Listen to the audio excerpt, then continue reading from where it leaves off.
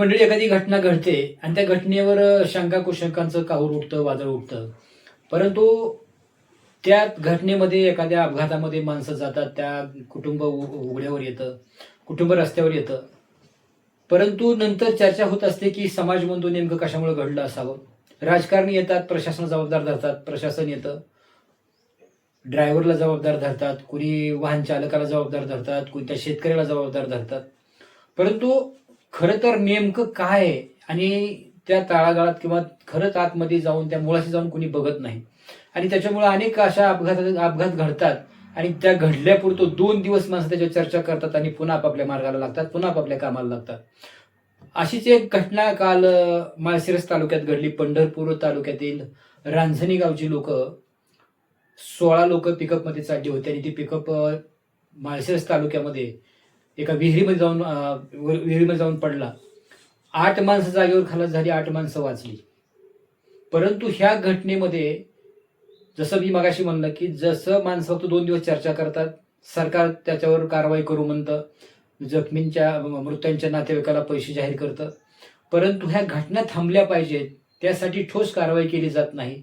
2 महिन्यापूर्वी नाशिक जिल्ह्यामध्ये दिंडोरी या भागात असंच टेम्पो विहिरीमध्ये कोसळला होता. तिथं 9 माणसं गेली होती. त्यातून काय शासनानं प्रशासनानं धडा घेतला?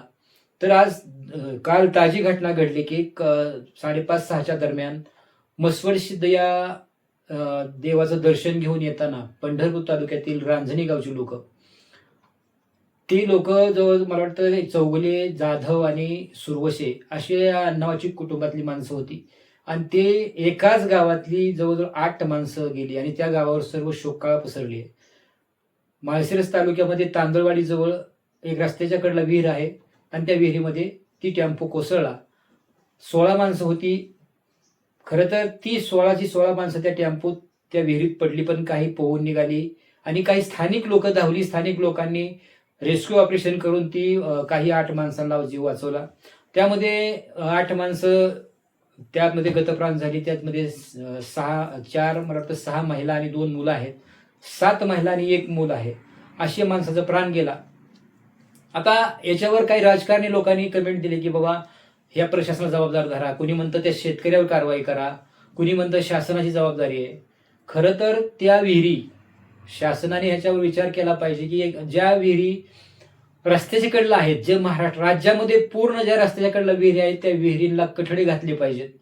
आता घटना घडली की 2 दिवस थोडंसं सतर्क राहतंय माणूस आणि पुन्हा शेवटी जे घडायचं ते घडतंय आणि पुन्हा तेच अपघात होतात, पुन्हा निष्पाप माणसं जातात, पुन्हा कुटुंब उघड्यावर येतात.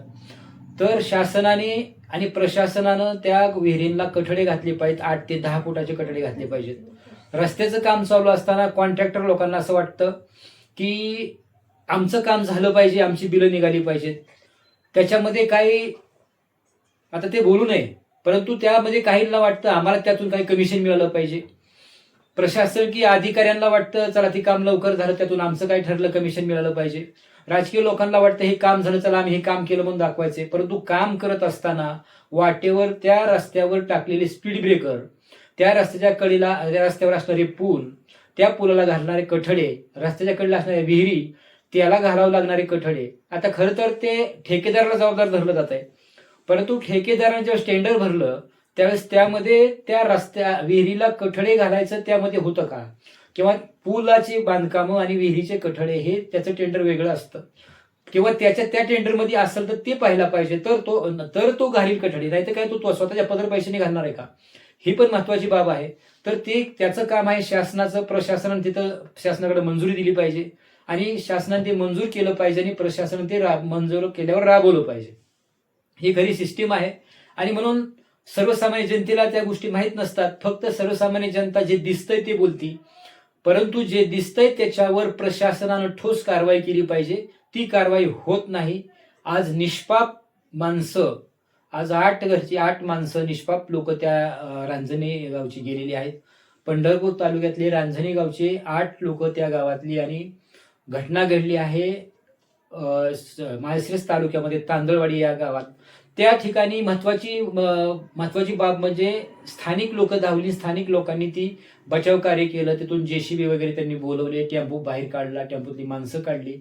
महत्वाची बाब म्हणजे आपण आज हिंदू आणि मुस्लिम जो आपण वाद पेटवतोय, जे राजकारणी वाद पेटवत आहेत, जे हिंदुत्व म्हणून आज नवीन नेते धावत आहेत, गोपीचंद पडळकर असतील किंवा नितेश राणे असतील.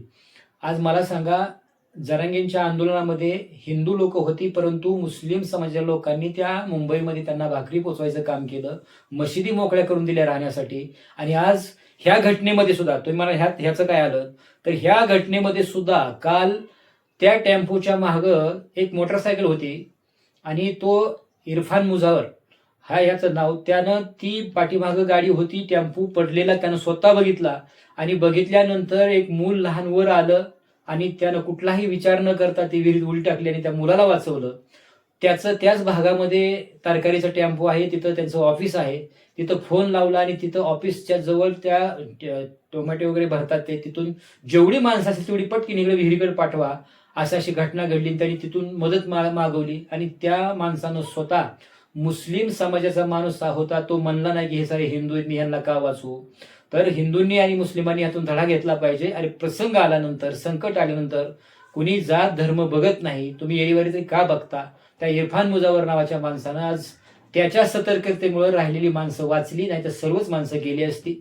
खरं यातून आपण प्रशासनानं धडा घेतला पाहिजे, पब्लिकने धडा घेतला पाहिजे आणि शासनानं धडा घेतला पाहिजे. रस्त्याच्या कडेला असणारी काही अशी संकट ती दूर केली पाहिजेत, असणाऱ्या विहिरीला कठडे घातले पाहिजेत.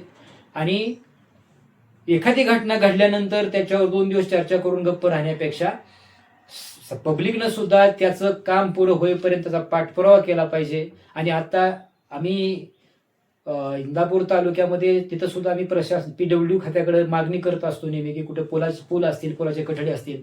6 महिन्यापासून एका पुलाच्या कठड्यासाठी मागणी करतोय, अजून ते पुलाचे कठडे घालत नाहीत. चालढकल करतात, वेळकाढूपणा करतात, राजकीय पुढाऱ्यांचं नाव सांगतात. आणि राजकीय पुढाऱ्यांनी तर काय सुरू केलंय, त्या गावात आम्हाला मतदान कमी झालंय, त्यामुळे तिकडे काम करायचं नाही, तिकडे रस्ता करायचा नाही, तिकडलं काम करायचं नाही. अरे तुमचं राजकारण झालं, तुमचं समाजकारण झालं, तुमचं कमिशन झालं, सारं झालं, पण लोकांच्या जीवाचं काय? लोकांच्या जीवाशी खेळू नका, ही शासनाला विनंती आहे. पाहत राहा न्यू महाराष्ट्र एक्सप्रेस न्यूज.